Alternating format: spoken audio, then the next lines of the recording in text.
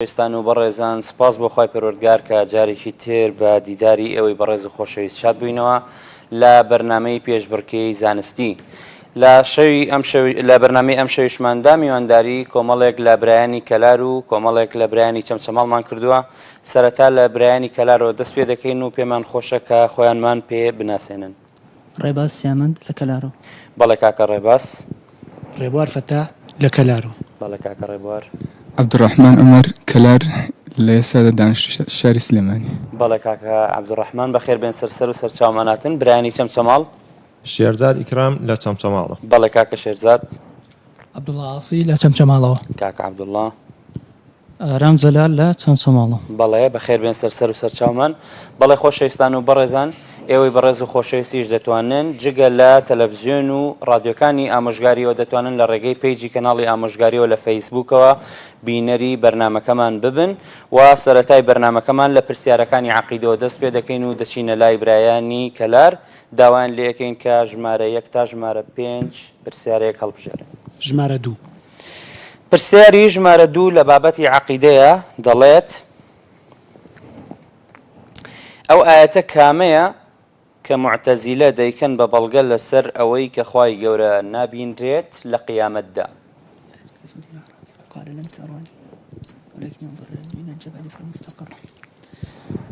ئاەتەکەی سوورەتی ئەعراف کە خوای گەورە لە مخاطبەی پێغەمبەر موسا دەفەرمێت قال لن تراني ولكن ينظر إلى الجبل فإن استقر مكانه فسوف تراني. بەڵێ ئەم ئاەتە ئەم لە نەبوو تەبید نییە بەڵکو بۆ ئەوەیە کە تا دنیاە بەڵکو چەند ئاەتمانێک کە خوای گەورە تەکید دەکاتەوە لەسەرێکەوە ئیمانداران لە قیامەتە خوای گەورە دەبین وەکو خوای گەورە دەفەرمێ وجوه يومئذ ناظرة إلى ربها ناظرة. بەڵێ کاکە ڕێباز وەڵامەکە تەواوە. بەڵێ خۆشەویستان، گروپە گومڕاکان هەر لە دوای سەردەمی پێغەمبەری خوا صلی الله علیه وسلم لە دوای سەردەمی سەحابەوە کە دەرکەوتن، هەر یەکە و کۆمەڵێک شوبهە و گومانیان هەیە بیر و باوەڕی خۆیان لەسەری دامەزراندووە، نەگەڕانێتەوە بۆ ئاەتە محکەمەکانی قورئان و بۆ فەرموودە سەحیحەکانی پێغەمبەری خوا عەلەیهی سەڵات وەسەلام. یەکێک لەو ئەسڵانەی کە ئەهلی سوننە باوەڕی پێ هەیە ئەوەیە کە خوای پەروەردگار لە ڕۆژی قیامەتدا دەبینرێ. بەڵام معتەزیلەکان نەفی ئەم بیر و باوەڕە دەکەن، دەڵێن خوای گەورە فەرموویەتی لەن تەرانی. کاتێ موسا فەرموویەتی خوای پەروەردگار ڕێگەم بدە کە بتبینم، فەرموویەتی لەن تەرانی، تۆ من نابینی. ئەڵێن ئەمە مانای ئەوەیە کە خوای گەورە لەن بۆ تەبیدەوە هیچ کاتێک خوای گەورە نابینرێت، نە لە دنیا نە لە قیامەتدا. بەڵام زانایان فەرمویانە ئەم لەنە لێراکەدا بۆ تەکیدە نەک بۆ تەبید بێت، واتە بە تەکید تۆ لە دنیادا نامبینی، وەکو ابن عەباس تەفسیری ئاەتەکەی کردووە. و زانایانی لوغەیش بە هەمان شێوە ڕەدی ئەم بۆچوونیان داوەتەوە، وەکو ابن مالک فەرموویەتی ومن رأى النفي بلن مؤبدا فقوله اردد وما سواه فاعبدا. و ئاەتی تر زۆرە وەکو کاکە ڕێباز باسی کرد لەسەر بینینی خوای پەروەردگار لە ڕۆژی قیامەتدا. بەڵێ خۆشەویستان، هەر لە پرسیاری عەقیدە دەچینەوە لای برایانی چەمچەماڵ داوایان لێ یەکەین جگە لە ژمارە 2 پرسیارێک هەڵبژێرن. ژمارە 3. پرسیاری ژمارە 3 دەڵێت الئیسراء والمعراج واتایان چییە؟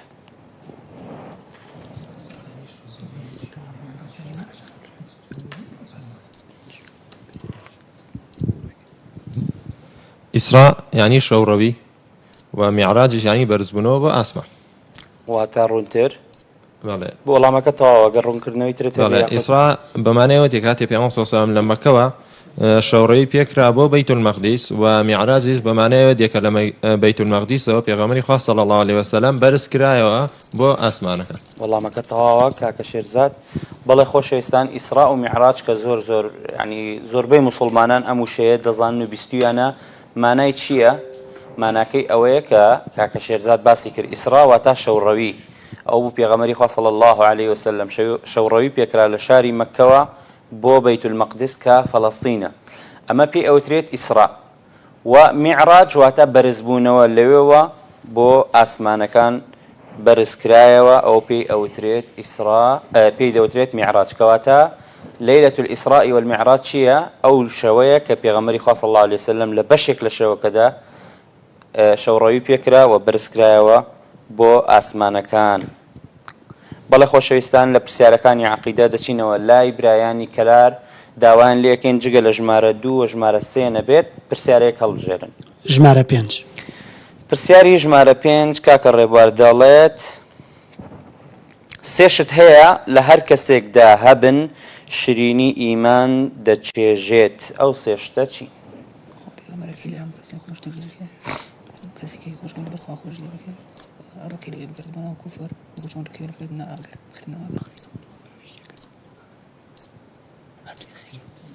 ئەزانم خاڵی یەکەمیان خوا پێغەمبەری خوای صلی الله عليه وسلم لە هەموو کەس زیاتر خۆش بێ بەڵێ دووەمیش ڕقی لەوە بێ کە بگەڕێتەوە بۆ ناو کوفر بەڵێ کە هاتۆتە ناو دایرەی ئیسلامەوە بەڵێ سێمیش خۆش کەسێکی خۆش بێ یان ڕقی لە هەر کەسێک بێت تەنها لە پێناوی خوایە بێ بەڵێ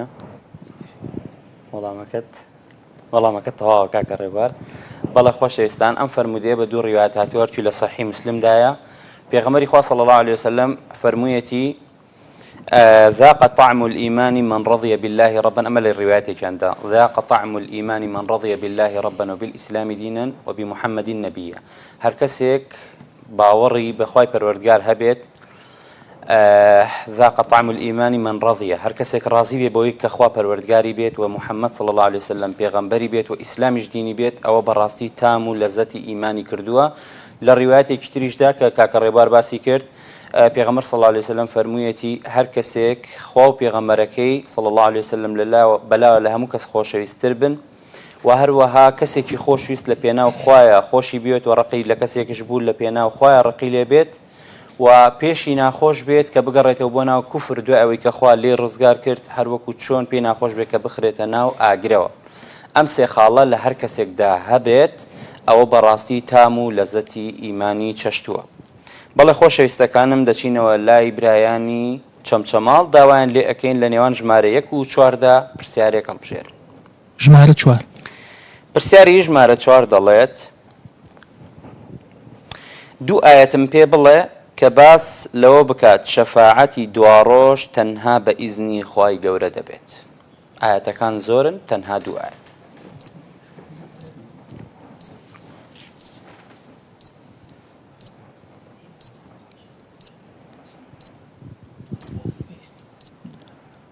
خواهي فرمي من ذا الذي يشفع عنده من ذا الذي يشفع شفاعته عنده إلا بإذنه من ذا الذي يشفع عنده إلا بإذنه دو مشان ولا يشفع ولا تنفع شفاعة الشافعين واتا الشفاعة كاري ناتوان الشفاعة بك إلا بإذن خواهي قولا نبيت الله ما كي طواب بكاك شيرزاد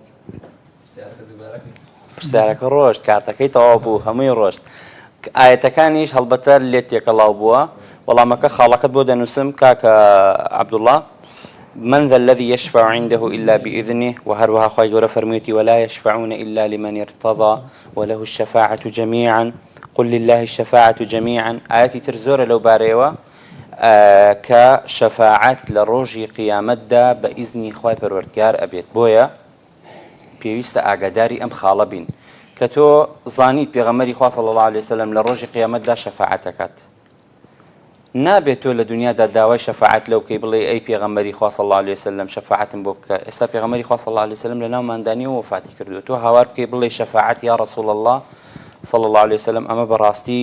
ئەمە کوفرە چونکە تۆ داوات لە غەیری خوا کردووە و پەنات بۆ غەیری خوا بردووە پێغەمبەر صلی الله عليه وسلمیش خۆی بەوە ڕازی نییە و ئاگاداری کردوینەتەوە ئیذا سألت فاسأل الله بۆیە دوعای تەواو ئەوەیە کە تۆ بڵێ خودایە بنکەیتە بەر شەفاعەتی پێغەمبەر صلی الله عليه وسلم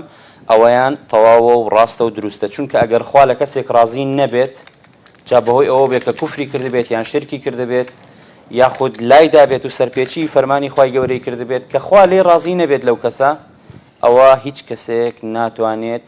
شەفاعەتی بۆ بکات خۆشەویستان دەچینە لای پرسیارەکانی فقه و لە برایانی کەلارەوە دەست پێ دەکەین داوان لێکەین ژمارەیەک هەڵبژێرن ژمارە 5 کاکە عەبدوڕەحمان دەڵێت زەکاتی سەرفترە کەی واجب دەبێت و بۆ یەک نەفەر چەند خواردن دەدرێت كيلو ربع تاف و 2 كيلو نيو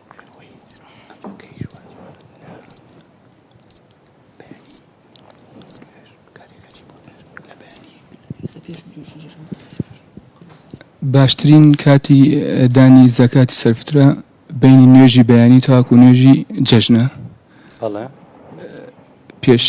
نوێژی جەژن تا پێش نوێژی جەژن بەڵێ بەڵێ ئەوە باشتر بەڵام زانایان نەفەری چەندێکە بۆ نەفەری 2 کیلۆ ڕبع تاکو 2 کیلۆ نیوە بەڵێ ئەو من بەبست بوو وەڵامەکە تەواوە کاکە عەبدوڕەحمان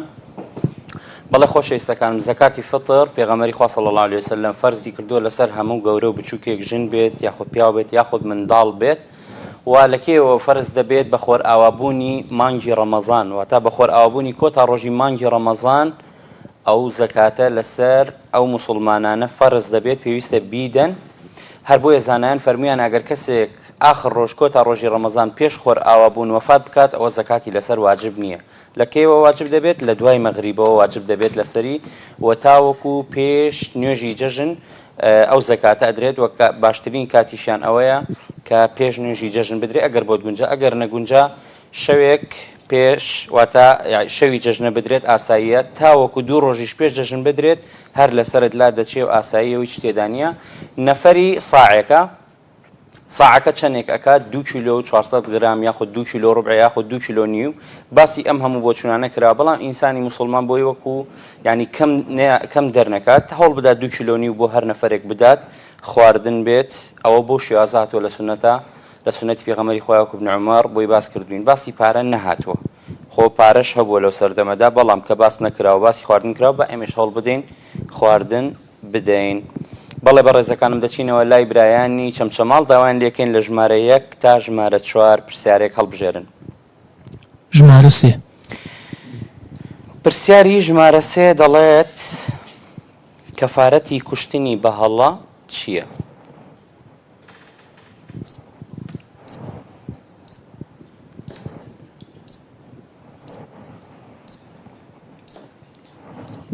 ئەگەر کەسێک بە عەمدی بکوژێت نە بە عەمدینا بە هەڵە بەهەڵە ئەو کاتە کەفارەتەکەی ئەبێ 2 مانگ لەسەرێک بەرۆژوو بێ پێشەوە ئەبێ ئێتقی ڕقەبەیە بکە کۆلێک ئازاد بکە ئەگەر نەیتوانی 2 مانگ بەیەکەوە بەسەرێکەوە بەرۆژوو بێ و فیدیەکەشی ئەدا ئەگەر لی خۆش نەبێ دیەکەی ئەدا بەڵێ دیەکەشی ئەو کاتاکە ئەوەی کە بینی خۆیان چەنێ وەڵامەکە تەواوە بەڵێ بە ڕێزەکانم ئەو وەڵامی ڕاست و دروستە بەڵام کەمێکشی زیاتر ڕوونی ئەەکەینەوە سەبارەت بە کوشتنی هەڵا کەسێکی ئیماندار بکوژێ بە هەڵات چکە خی گەورە فەرموویەتی بۆ هیچ ئیماندارێک نییە کە ئیماندارێکی تر بکوژێت ئللا بە هەڵە نەبێت چکە ممکنە ئینسان جاری وایە لە حادیسەی سیارەیەکایە لە دەستی دەرئەچێت بە هەر حاڵ کەسێکی ئیماندار ئەکوژێت بە هەڵە کوشتوێتی خی گەورە فەرموویەتی پێویستە لەسەر ئەو کەسە چی بکات تەحریر و ڕقەبەتی موئمینە پێویستە کۆیلێکی ئیماندار نە کۆیلێک ئەگە کۆیلێک بێ باوەڕ بێ نابێت پێویستە کۆیلێکی ئیماندار بێت ڕزگاری بکات ئەگەر نەیتوانی ئەوە پێویستە 2 مانگ لەسەر یەک بە ڕۆژوو ببێت ئەمە سەبارەت بە کەفارەتەکەی و دیەشی دێتە سەر دیەکە چیەوەیە کە زانایان باسییان کردووە وەکو لە فەرمودەی پێغەمبەری خوا وەریانگرۆ عەلەیهی سەڵات وەسەلام 100 وشترە دیەکە پارەی 100 وشتر یاخود 100 وشتر دەدرێت بە کەسوکاری مردووەکە کە بە هەڵە کوژراوە ئەمە ئەگەر هاتوو پیاو بوو ئەی ئەگەر ئافرەت بوو ئافرەت 50 وشتری پێ ئەدرێت دیەی ئافرەت نیوەی دیەی پیاوە 50 وشتر ئەدرێت بە کەسوکاری ئەو ئافرەتەی کە بە هەڵا کوژراوە و باسی لەوەش زانایان باسییان لەوەش کردووە کە ئەگەر هات وشتر نەبوو چکەیسە بۆ نێمە لە کوردستانین وشتری لێ نییە زانایان تەقدیری ئەوەیان کردووە کە 1000 مسقال ئاڵتون بدرێت بە کەسوکاری ئەو مردووە ئللا ئەگەر هاتوو لێ خۆشببوون یاخود لە بەشێکی خۆشببوون ئەوە ئاساییە و بابەتێکی ترە بەڵێ بەڕێزەکانم هەر لە بابەتی فقه بەردەوامین لەگەڵتانەوە دەچینەوە لای برایانی کەلار جگە لە ژمارە 3 و ژمارە 5 نەبێت پرسیارێک هەڵبژێر ژمارە 1 پرسیاری ژمارە 1 دەڵێت ئایا پێغەمبەری خوا صلی الله علیه وسلم خۆی نوێژی تەراویحی بە جەماعەت ئەنجام داوە بەڵێ 3 شەو کردی و پاشەوە وازی لێ هێنا لەبەرەوە واجب نەبێت لەسەر ئومەتەکەی کە پرسیاریان لێ کرد بەڵێ کەواتە ترسای لەوەی کەوا واجبێ لەسەر ئومەتەکەی بەڵێ کەوا بوو بەڵێ سنەت نوێژی ئەنجام داوە پێغەمبەری خوا صلی الله علیه وسلم هەروەکو لە فەرمودەی صحیح داهاتووە پێغەمبەر صلی الله علیه وسلم شەوێکیان چوو جەماعەت نوێژی تەراویحی بە جەماعەت ئەنجامدا کۆمەڵی خەڵک هاتن بۆ شەوی دووەم خەڵک زیاتر هاتن بۆ شەوی سێم زیاتر هاتن دوای ئەوە کە بڵاو بووە لە ناو خەڵکیدا کە پێغەمبەر صلی الله علیه وسلم نوێژی تەراویحەکە بە جەماعەت مزگەوتی پێغەمبەری خوا صلی الله علیه وسلم پڕ بوو ئەوە بوو پێغەمبەر صلی الله علیه وسلم نەهاتە دەرەوە دواتر فەرمووی و نەبێ من نەمزانی بێکەوە هاتوون بەڵام لەبەر ئەوەی نەهاتوون بۆ ئەوەی نەک فەرز بکرێت لەسەرتان کەوا بوو ئەو کەسانی کە ئەڵێن نوێژی تەراویح بیدعەیە و نابێت بکرێت ئەمە زۆر بە هەڵەدا چوون چونکە بە شتێک ئەڵێن بیدعە کە پێغەمبەر صلی الله علیه وسلم بۆ خۆی ئەنجامی داوە بەڵام بۆچی بەردەوام نەبووە لەسەری تەنها هۆکارەکەی ئەو بۆ لە فەرموودەی صحیحە هاتووە بۆ ئەوەی فەرز نەکرێت لەسەرمان بەڵام دوای ئەوەی کە وەفاتی کرد ئەوە بوو لە سەردەمی ئیمامی عومەر جارێکی تر موسڵمانان نوێژی تەراویحیان ئەنجام دایەوە بەڵێ خۆشەویستانم دەچینەوە لای برایانی چەمچەماڵ و داوایان لێ ئەەکەین لە نێوان ژمارە 2 و ژمارە 4دا پرسیارێک هەڵبژێرن ژمارە 4 پرسیاری ژمارە 4 دەڵێت کەفارەتی نەزر چییە؟ کەفارەتی نەزر چییە؟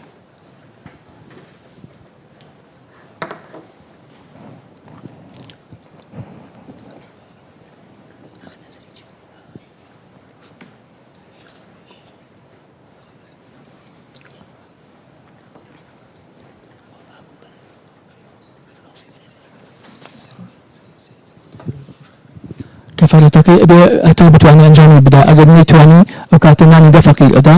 یاخود جلوبەر بۆ دە فەقیرەکە یاخود 3 ڕۆژ بڕۆژوو ئەبێ ئەویشی نەتوانی بەڵێ کەواتە ئەوە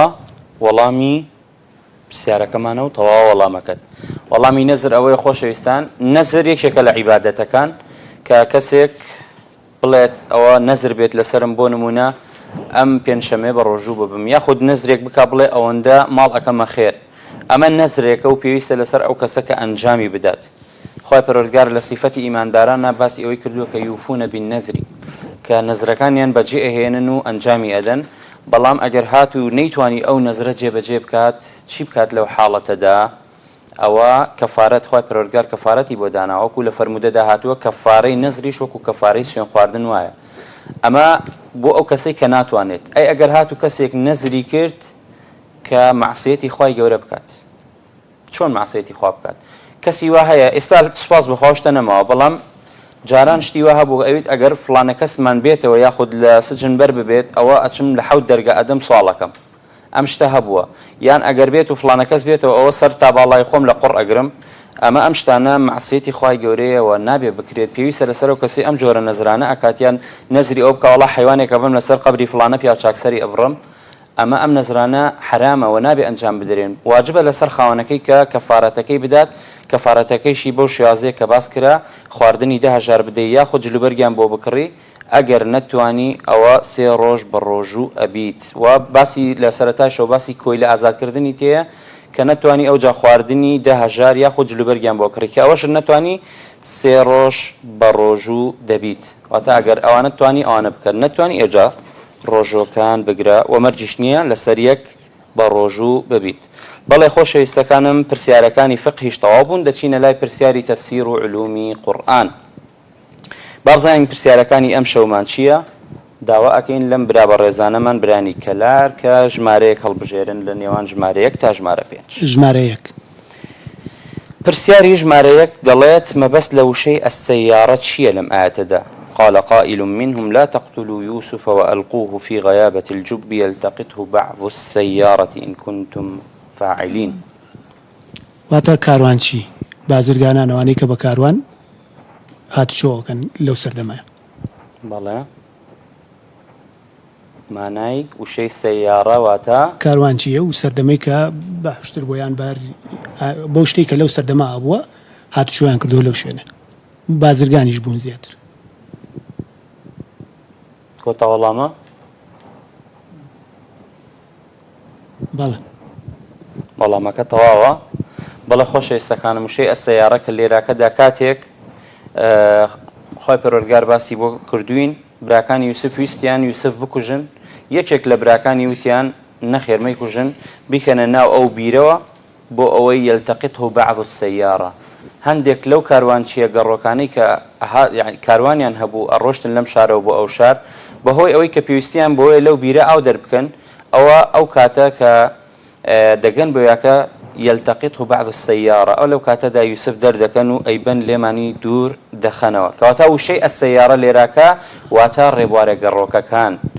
ريبوارة قروكا كان والله ما كش طواوا لسر ناوي خوتا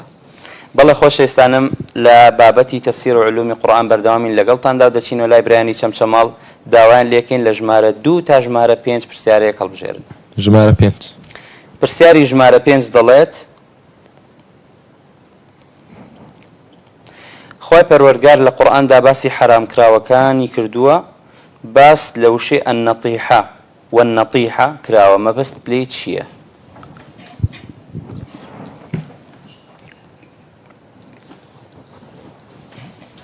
النطيحة بو عجلة وتريد كلا برزعك وبر بيتو مردار بيتو يكي كلا حرام كراوكا لو عجلانيكا خواردني حرام كراو كاكا آرام 15 شركتان ماوا زياتر بير لبرسيارك بكرو والنطيحة عفوا النطيحة بو عجلة وتريد كلا كاتي هنا قوتشا كبر كوتو بيت لكاتي او يكا قوتشا دريا مردار بيتو لو كاتيا والله ما كنتوا بەڵێ نەطیحە بەو حەیوانە دەوترێت کە لە کاتێک کە شەڕە قۆچ دەکەن ئەو حەیوانانە لە نێوان خۆیاندا دانەیەکیان بەردەکەوێت و مردار دەبێتەوە، فریای ئەوە ناکەون کە سەری ببڕن، هەڵبەتە خۆی پەروەردگار ئەوەی حرام کردووە لەسەرمان کە گۆشتەکەی بخۆین. بەڵێ خۆشەویستان و بەڕێزانم دوای ئەوەی کە ئەم کۆمەڵە پرسیارەمان ئاراستەی ئەم برایانە کرد، ناوبڕێکی کورت وەردەگرین و پاشان دەگەڕێینەوە لاتان بینەرمان بن. أبلغكم رسالات ربي وأنا لكم ناصح أمين. بەڕاستی خوای گەورە خاوەن سەخاوەت و بەخشەرە و سەخاوەت و بەخشینیشی پێخۆشە کە سەخاوەت و بەخشینیش لە نیشانە و چاکیەکانی بڕوادارانە و باشترین سەخاوەتیش بریتیە لە سەخیبوون بەرامبەر خوای گەورە، پاشان سەخیبوون لە بەخشینی زانست و ئەنجە سەخیبوون لە ماڵ بەخشیندا کە بەو سەخاوەتش دڵ و دەروون دەکرێتەوە و بەرەکەتیش بەدەست دەهێنرێت. خوای گەورەش فەرموویەتی وما أنفقتم من شيء فهو يخلفه وهو خير الرازقين. و هەر بە سەخاوەت و بەخشین مرۆڤ دەتوانێت پارێزگاری لە کەسایەتی خۆی بکات و ڕێزی خۆی بپارێزێت و هەر بەو هۆیەوە خۆشەویستی و لێک نزیک بوونەوە لە نێوان خەڵکیدا بەدەست دەهێنرێت و هۆکارێکی چوونە بەهەشتیشە. خوای گەورەش فەرموویەتی فأما من أعطى واتقى وصدق بالحسنى فسنيسره لليسرى. اینجا ئەو کەسەی سەخاوەتی هەبێت و ماڵ ببەخشێت و لەخوا بترسێت و پارێزگار بێت و بڕوای هەبێت بۆی زۆر چاکەکاریە، ئەوە یارمەتی دەدەین و ئاسانگاری بۆ دەکەین. أبلغكم رسالات ربي وأنا لكم ناصح أمين.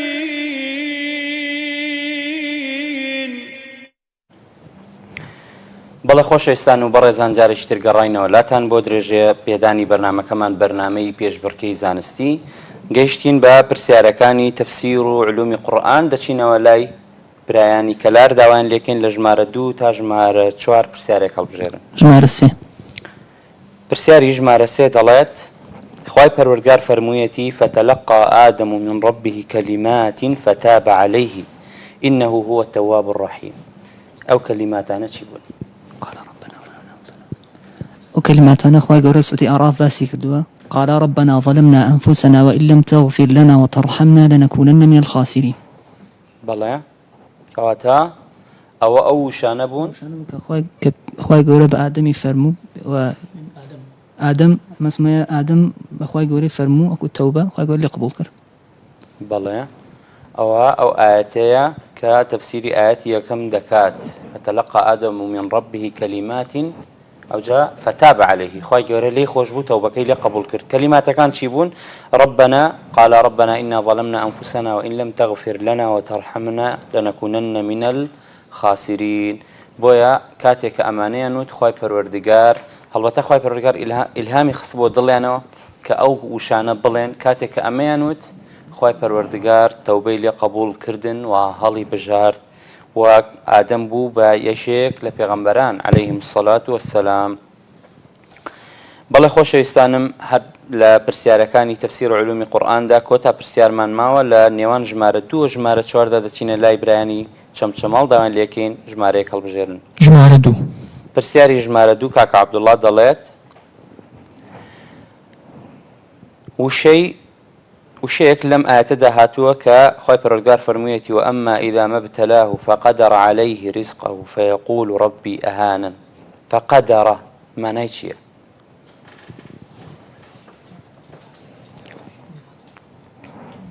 فقدر عليه رزقه واتا لێ بگرێتەوە تووشی ناڕەحەتی بکات و پێی نەدا ئەو ڕزق و ڕۆزێک کە پێشتر پێیداوە لێ بگرێتەوە و پێی نەدا ئەو کاتە ئەڵێ خۆیان فيقول ربي أهانن واتا بۆ شێوە لایەتەکە باس کراوە. وەڵامەکە تەواوە کاکە عەبدوڵڵا. وأما إذا ما ابتلاه فقدر عليه رزقه فيقول ربي أهانن كاتي خوي پەروەردگار ڕزقی خۆی لە کەسانێک ئەگرێتەوە هەڵبەتە بە حیکمەتی خۆی و خێری تێدایە بۆ خودی ئەو کەسە ئەوە ئەڵێ ڕەبی ئەهانن ئەڵێ خوای گەورە منی ئیهانە کردووە لەبەر ئەوەی ڕزقەکەی لێگرتوومەتەوە. مەبەستمان لە ئاەتەکەدا وشەی قەدەڕە بوو بە مانای چی دێ و بە مانای گرتنەوە و لێتەسکردنەوە دێت فقدر عليه رزقه واتا ڕزقەکەی لێ تەنگ کردوێتەوە و کورتی کردوێتەوە. ئاەتێکی تر هەیە هەر لە قورئانی پیرۆزدا کە باسی ئەم وشەیە دەکات باسی پێغەمبەر یونس عەلەیهی سەڵات وسەلام فظن أن لن نقدر عليه. کۆمەڵێک کەسانێک کە تێناگەن لە قورئان و لە زمانی عەرەبیش تێناگەن ئەڵێ ئەمە یونس گومانی وا بۆ کە خوای گەورە لە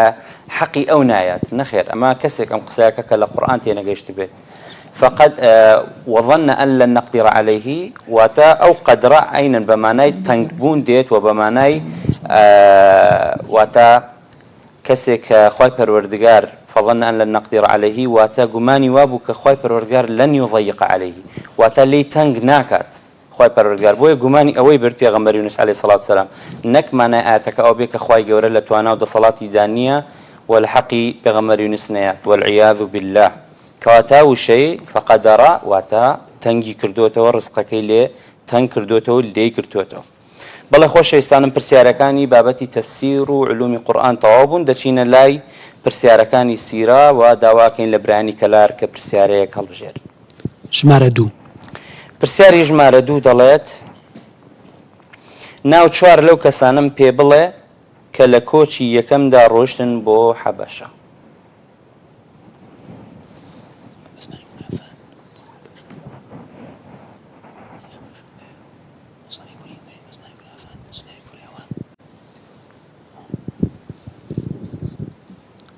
عثمانی کوڕی عەفان، مصعبی کوڕی ئومەیر، زوبەیری کوڕی عەوام،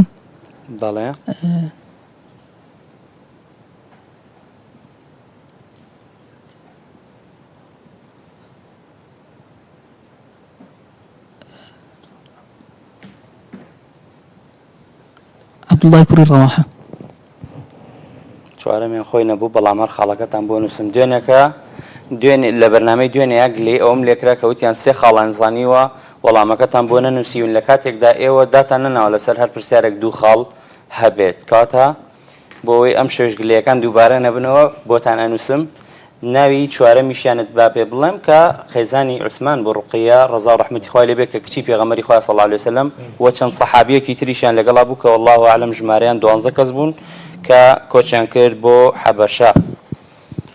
هەڵبەتە 2 جار کۆچ کرا بۆ حەبەشە. باسی پرسیارەکەمان باسی جاری یەکەم بوو. بەڵێ بەڕێزەکانم هەر لە بابەتی سیریا دەچینەوە لای برایانی چەمچەماڵ و داوایان لێکەین جگە لە ژمارە 2 پرسیارێک هەڵبژێرن. ژمارە 5 پرسیاری ژمارە 5 دەڵێت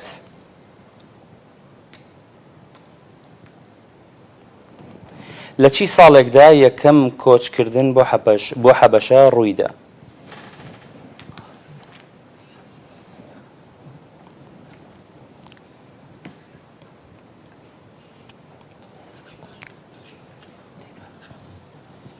ساڵی 6 پێغەمبەرایەتی بوو.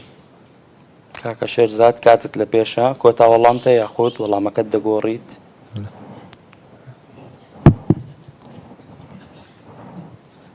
دڵنیا ئینشاءڵڵا.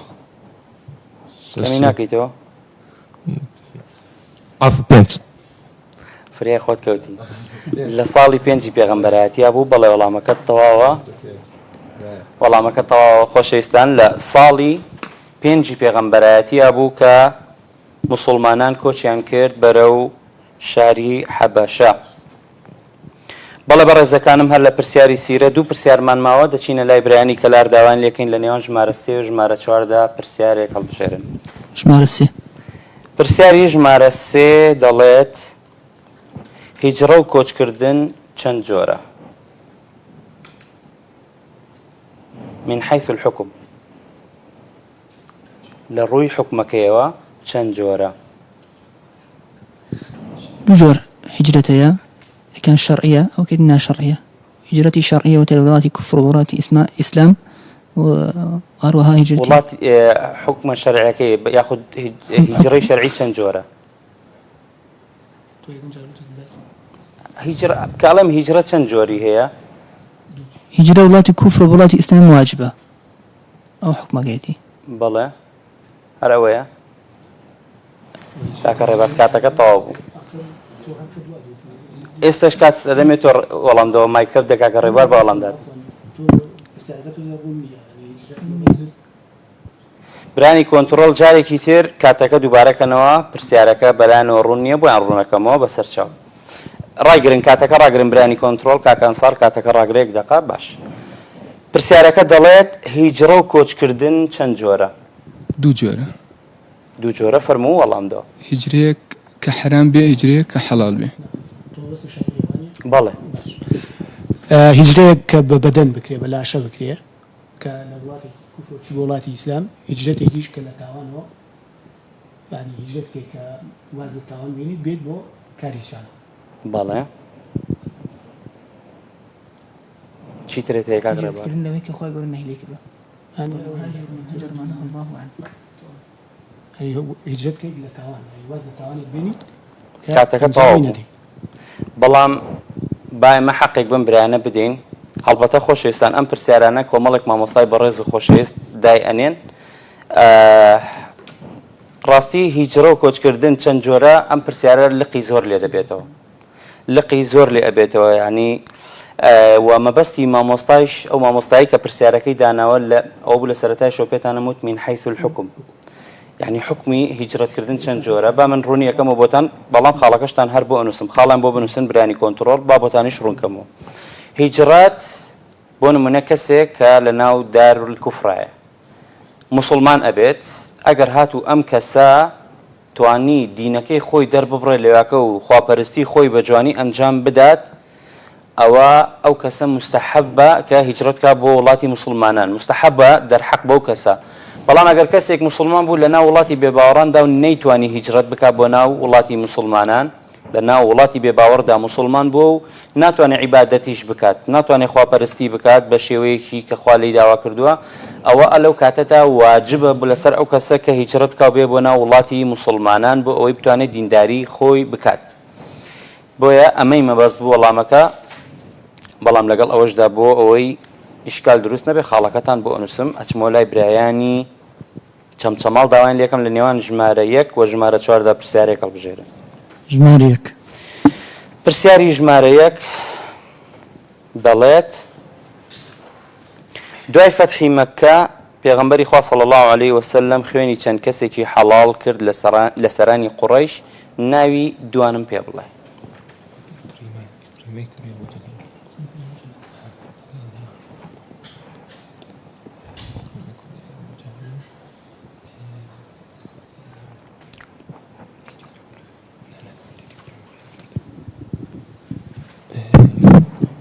إكريمي كوري أبو جهل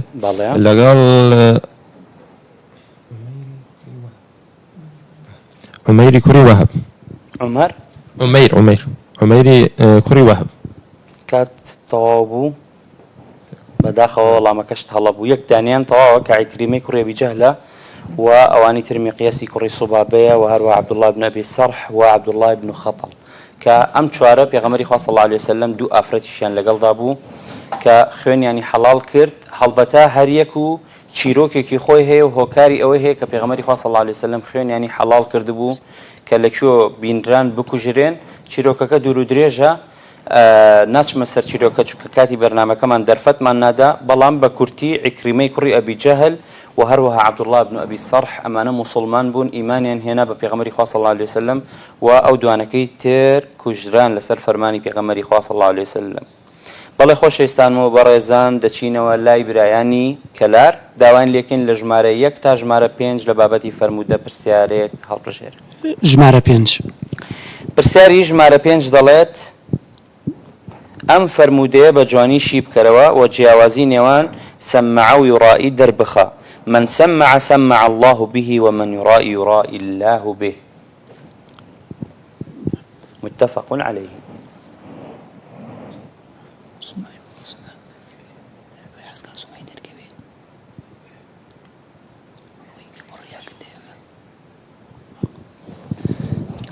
پێغەمبەر صلی الله علیه وسلم فەرمووی من سمع الله به، ئەو کەسێک کەوا حەز بکات لە دنیا ئەو کارێکە بۆ سمعە بیکات بۆ ناوبانگ و شۆهرەت بازکردنی. سمع الله به کاتەکەتان تەواو بوو، بەڵام تۆ خاڵ یەکەم تەواو بڵێ ئاسایی فەرموو. بۆ سمعە بیکە بۆی کە خەڵکی مەسەن باسیکەن ئەو خوای گەورە لە ڕۆژی قیامەتە فەزحێکە بوون لە قیامەتەوە. ومن يرائي يرائي الله به، ئەو کەسێک بۆ لە دنیا کردەوەیەک بۆ ڕیا بکات خوای گەورە لە ڕۆژی قیامەتە ئەو کردەوە دات ناوچێت. وەڵامەکە تەواوە کاکە ڕێباز، دەست خۆش بێ، بەڵام لە دوای تەوابوونی کاتەکە بوو. بەڵێ من سمع سمع الله به، هەر کەسێک قسەیەک بکات مەبەستی ئەوە بێت کە خەڵکی گوێی لێ بگرێت، ئەوە خوای پەروەردگار لە ڕۆژی قیامەتدا ئابڕووی دەبات. ومن يرائي يرائي الله به، و کەسێکیش کردەوە ئەنجام بدات بۆ ڕیای بێت. و جیاوازی نێوان ئەو دوو شەیە سەمع و یوڕائی، سەمع بۆ وتار دێت بۆ گفتار دێت و یوڕائی بۆ کردار دێت. واتە هەر کەسێک ئەو دوو شتەی لە پێناو خوای گەورەدا نەبێت بۆ ئەو بێت سەرنجی خەڵکی بۆ لای خۆی ڕابکێشێتەوە، خوای گەورە لە ڕۆژی قیامەتە فەسحی دەکات لە ناو خەڵکیدا پەنا بە خوای پەروەردگار. بەڵێ خۆشەویستان دەچمەوە لای برایانی چەمچەماڵ، داوان لێکم لە ژمارە 1 تا ژمارە 4 پرسیارێک هەڵبژێر. ژمارە 4 پرسیاری ژمارە 4 کاکە عەبدوڵڵاه دەڵێت سێ هۆکار بژمێرە بۆ وەضع الحەدیث فەرموودە داهێنان بە ناوی پێغەمبەری خوا صلی الله علیه وسلم.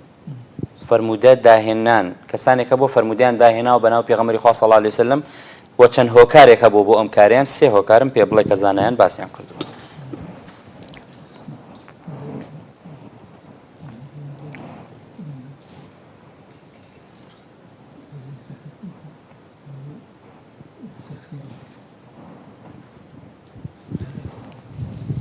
یەکەمیان بۆ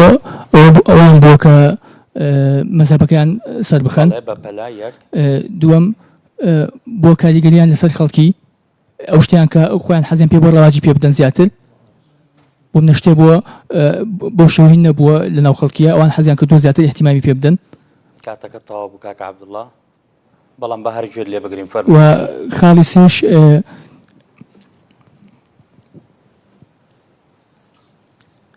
بۆ سەرخستنی بێڕاوەڕی خۆیان، بەڵێ ئەومان وت، یاخود بۆ سەرخستنی ڕەسوولی خوا صلی الله علیه وسلم، یاخود بۆ ئەوەی کە ڕێبازەکەی ئەو زیاتر احتیمام پێ بدرێت و خەڵکی دەستی پێوە بگرێت. کاتەکە تەواو بوو کاکە عەبدوڵڵاه، خاڵەکانی شت کە باس کرد تەواو بوو، خۆزگا لە پێش تەوابوونی کاتەکە گوت. بعد چەند هۆکارێک هەیە بۆ ئەوەی کە ئەو کەسانە فەرمودیان داناوە بە ناو پێغەمبەری خوا صلی الله علیه وسلم. هۆکاری یەکەمیان چی بوو؟ بەڵام خاڵەکەتان لە دەست چوو. سەرخستنی مەذهەبەکەیان. دووەمیان بۆ ناشرینکردنی ئیسلام، کۆمەڵە کەسانێکی زەندیق هەبوون کە فەرمودیان دائەنا بە ناو پێغەمبەریەوە صلی الله علیه وسلم بۆ ئەوەی دینی ئیسلام ناشرین بکەن، و کەسانێکی ماستاوچیش هەبوون کە فەرمودیان دائەنا بۆ ڕازیکردنی دەسەڵاتدارەکانی سەردەمی خۆیان، و کەسانێکی تریش هەبوون فەرمودیان دائەنا بە حیسابی خۆیان یانوت ئێمە خزمەتی دینی خوا ئەکەین بۆ ئەوەی خەڵکی بۆ نمونەتان بۆ ئەهێنمەوە. فەرمودیان دائەنا هەر کەسێ فڵانە سوورەت بخوێنێ ئەوە ئەجر و پاداشتی هەیە. ئەسڵ و ئەساسی نییە فەرموودە، کە پرسیاریان لێ ئەکرا بۆوە ئەکەن، ئەیانوت بۆ ئەومانە خەڵکی دەست بکەن بە قورئان خوێندن و قورئان بخوێننە، بەڵام نازانن لەولاوە تاوانی ئەویان ئەنجام داوە کە درۆیان کردووە بە ناو پێغەمبەری خوا صلی الله علیه وسلم. بۆیە ئیمامی سیوطی ئەم جۆرەی بە خراپترینیان باس کردووە لە ئەلفیەکەیدا فەرموویەتی وشرهم صوفية قد وضعوا محتسبين الأجر فيما صنعوا باسی وضعین ئەکات باسی ئەو کەساناکە کە فەرمودەیان داناوە بەناو پێغەمبەر صلی الله عليه وسلم ئەفەرمێ خراپترینیان ئەو سۆفیانن کە ئیمامی سووتی خۆی باسی کردووە کە فەرمودەیان داناوە بەناو پێغەمبەر صلی الله عليه وسلم محتسبين الأجر فيما صنعوا ئەیانوت ئێمە چاوەڕوانی پاداش دەکەین لە لای خوای گەورە لەسەر ئەو کارێک کە کردومانە بەڵام زانایان ئەوە بە خراپترین جۆردا ئەنێن چونکە دین ناشرین ئەکەن فەرمودە دا ئەهێن چکە فەرمودەی تر هەیە پێغەمبەر صلی الله عليه وسلم وتوێتی ئەمان ڕەنگە نیان بیست بێت دژی ئەم فەرمودانە بێت کە خەڵک ئەوە ئەبینێت ئەڵێ ئەمە دیارە تەناقوضێ لە ئیسلامە نازانن کە ئەسڵەن ئەو فەرمودەیە پێغەمبەر نەیوتوە صلی الله عليه وسلم بۆیە کە قسەی کەسانێکی ترە قسەی کەسانێکە کە عەقڵیان قاسرە ڕەنگە مخالفەی قورئان و حەدیثی صحیحیش ببێت بەڵێ بەڕێزەکانم بەردەوامی لەگەڵتان دەچینەوە لای برایانی کەلار داوایان لێکەین لە نێوان ژمارە 1 تا ژمارە 3 پرسیارێک هەڵبژێرن ژمارەیەک پرسیاری ژمارە 1 دەڵێت کەسانێک هەن لە ڕۆژی دواییدا کە بەر شەفاعەتی قورئان دەکەون ئەم کەسانە کێن بە بەڵگەی فەرمودە باسییان بکە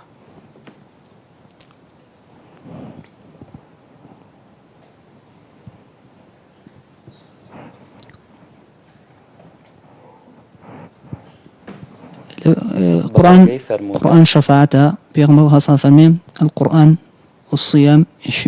يشفعان للعبد يقول القرآن بكسر القرآن لبركات والشفاعة دي بوقات والنصوص بقرة آل عمران لبركات يأخذ القرآن بكشتي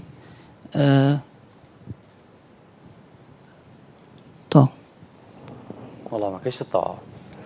بلا اقرأ القرآن فإنه يأتي شفيعا لأصحابه يوم القيامة وأوفر مديترك الرجو وقرآن شفاعتك للرجي قيامة الرجو أليت أي ربي منعته الطعام والشراب وقرآن اجدليت منعته النوم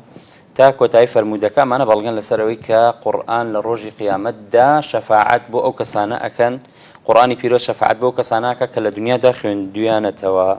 بلا برزة كان مكوتا برسياري برنامج من دچينا لاي برایانی چەمچەماڵ و داوایان لێکن لە نێوان ژمارە 2 و ژمارە 3 دا پرسیارێک هەڵبژێرن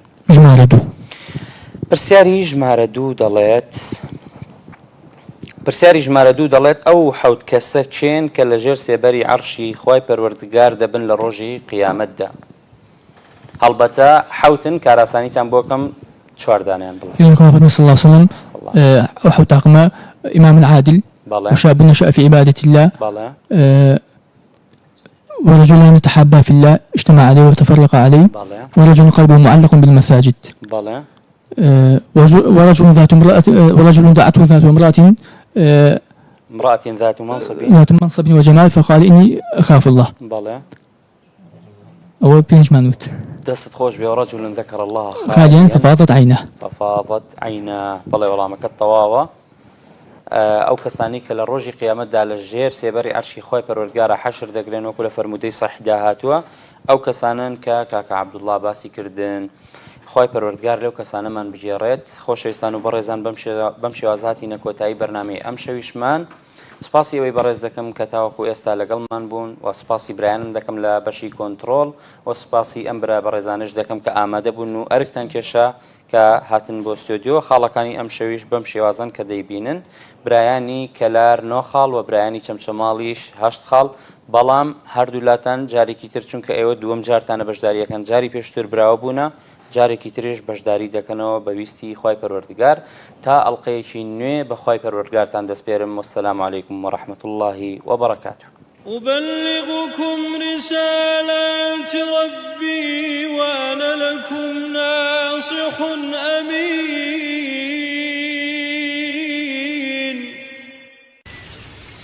ئامۆژگاری لە قورئان و سنەت بە تێگەیشتنی پێشین و پێشەوایانی ئوممەت مثل